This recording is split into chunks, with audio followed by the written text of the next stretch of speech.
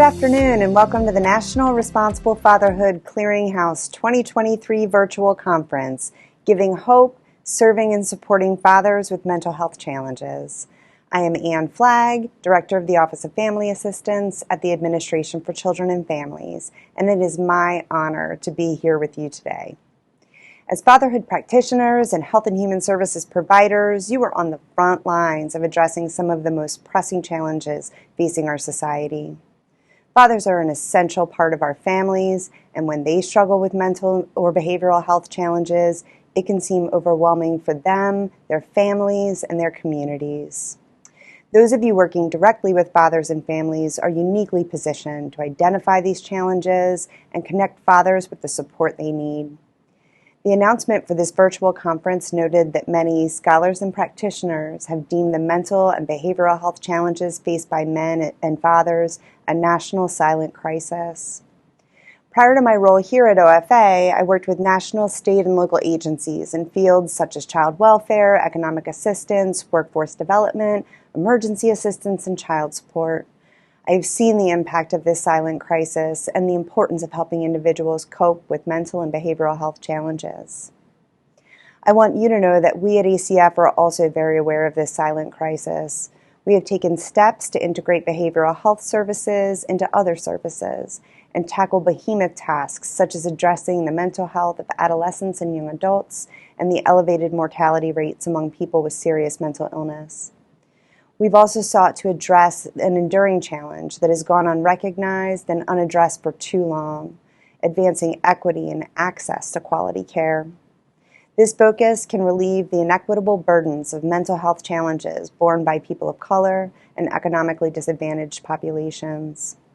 And as some of you are aware, in April 2021, the administration announced $4 billion in funding to support behavioral health services, including integrating these services into primary care.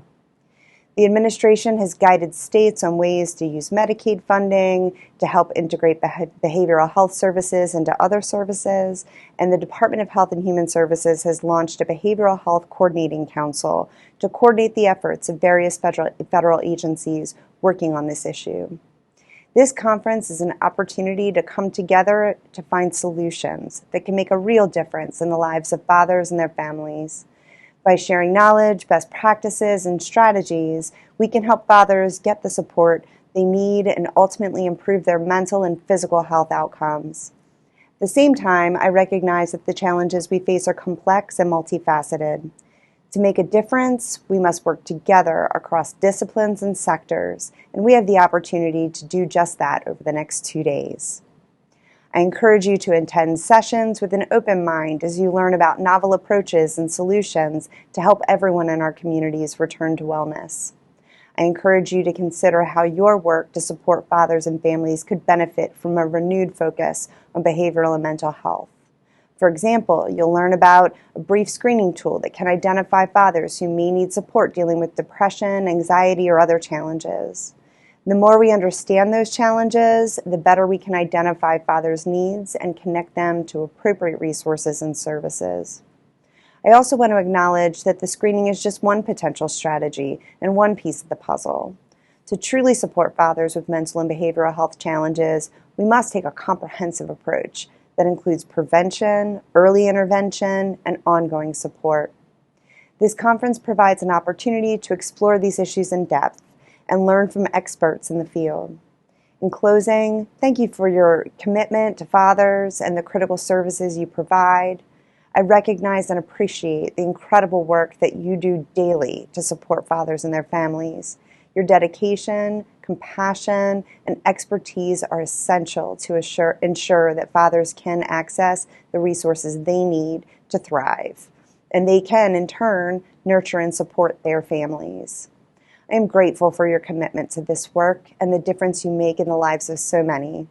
I look forward to the conversations and connections from this conference and the progress we will make together. I encourage you to take full advantage of this opportunity to learn, connect, and collaborate. Together we can make a real difference in the lives of fathers and their families. I will now turn it over to my colleague Seth Chamberlain Division Director for OFA's Family and Economic Stability Demonstration and Innovation Division, for additional remarks. Seth? Hello, everyone, and thank you, Anne, for setting the stage so well. I'm Seth Chamberlain, and I work with Anne in the U.S. Department of Health and Human Services, Administration for Children and Families, Office of Family Assistance, or OFA. Like Anne said, I'm a division director in OFA, and I'm responsible for healthy marriage and responsible fatherhood programs. Under these programs, we fund 57 community-based RF grant programs like yours, resources like fatherhood.gov, and conferences like this one. In June 2019, OFA and the NRFC hosted an excellent 3-day in-person conference in Nashville, fanning the Fatherhood Fire, a national fatherhood summit. Then came COVID. Boo, COVID, boo. However, one benefit of COVID may have been allowing us to learn about the power of virtual events to bring us together. This is our third virtual conference. If it is anything like the 2021 and 2022 virtual conferences, you are in for a real treat. Events such as this give us time to break from our regular routines, hear new perspectives, learn more about promising practices, and enhance how we work to support fathers and their families. It may be a little more complicated to meet people virtually than at an in-person event, but I know many of you connected with new colleagues during our last 2 virtual conferences. You and we, together, we serve a lot of fathers, even despite the turmoil of the last few years. We were reviewing our service numbers. For the last 2 years, that means from the depths of the COVID winter of 2021 through Omicron into our present brighter day, and across our 57 grants, we enrolled over 23,000 fathers, and of those, nearly 14,000 completed programming. If we add those numbers to the ones for your programming, together, we're reaching tens of thousands of dads every year, regardless of what life throws at us. Now, Anne pointed out that mental health and behavioral health challenges impact many fathers and families. The intensity of these challenges was certainly not helped by the experience of living through the last few years. The COVID pandemic, inflation, and senseless murders of minority men and women that have led to calls for racial justice, and on top of the struggles that many communities already faced, like pervasive substance use and overdose, crime, and honestly, community disintegration. All of these things can cause trauma. So more than ever, service providers need to be aware and trauma-informed. One of the biggest challenges in our work is helping fathers recognize and seek help for the effects of past traumatic experiences and mental and behavioral challenges they may face, and assisting fathers to be there for their kids. Last year, we premiered Dedication, a short NRFC documentary exploring the challenges of fatherhood. One of those challenges is recognizing and dealing with depression. I won't discuss a lot about my family. After all, this conference is about the fathers we serve. But I will say that my family has experienced depression and anxiety. I know that resonates deeply with many of you out there. Fortunately, in my family, we don't look down on those who are struggling. We support them, and we have resources to get help. That's not always the case with the fathers we serve. When a dad says he's depressed or anxious, there can be stigma. There might not be family there to support them, and there might not be resources to see the dad through to the other side. You know, Father's Day is right on the heels of this event. I'm going to be spending the day chilling with my crew. We're probably going to go to Six Flags. But we're in a good place because of the support of family and mental health providers. There are dads that we serve that could have even better Father's Days if they had that support and if they had connection to mental health resources. At OFA, we know that fathers are essential. They are critical to the lives of their children, the mothers of their children, their families, their communities, and the greater society. We also know that the work you do and that other family support providers do throughout the country is essential to helping fathers be all they can be for their families and children. Ultimately, it's about creating enhanced support for children. Your participation in this event and your continued collaboration with each other and the NRFC after fuel everything we do. We want to hear from you. We want to support your needs because your work and commitment to fathers inspire us. So, before I sit back and soak up all the information to come over the next 2 days, just a quick word about how proud OFA is to support the ongoing work of the NRFC. So, one of the critical activities of the NRFC is to develop, promote, and distribute a media campaign to encourage responsible fatherhood. We are very proud of our current iteration of the campaign, #Dedication, which includes genuine, heartfelt stories of fathers showing up for their children, even when facing stressful barriers and circumstances. We will premiere our newest public service announcement, or PSA, during this conference. 2, I talked about earlier about the dedication documentary, so I look forward to another look at some of the dedication highlights today and tomorrow. 3, the NRFC also provides tips for dads and information for practitioners, policymakers, and researchers. One of their flagship publications, Responsible Fatherhood Toolkit Resources from the Field, was updated in 2021. So, 4th, if you're not on the NRFC listserv, you can sign up at fatherhood.gov. That way, you won't miss future NRFC events, webinars, or conference workshops they provide in person and virtually nationwide. Lastly, if you're not yet a member of the NRFC's virtual collaborative community, you can join at fatherhood.gov. So I encourage you to engage in the virtual conference sessions through the chat and the Q&A boxes.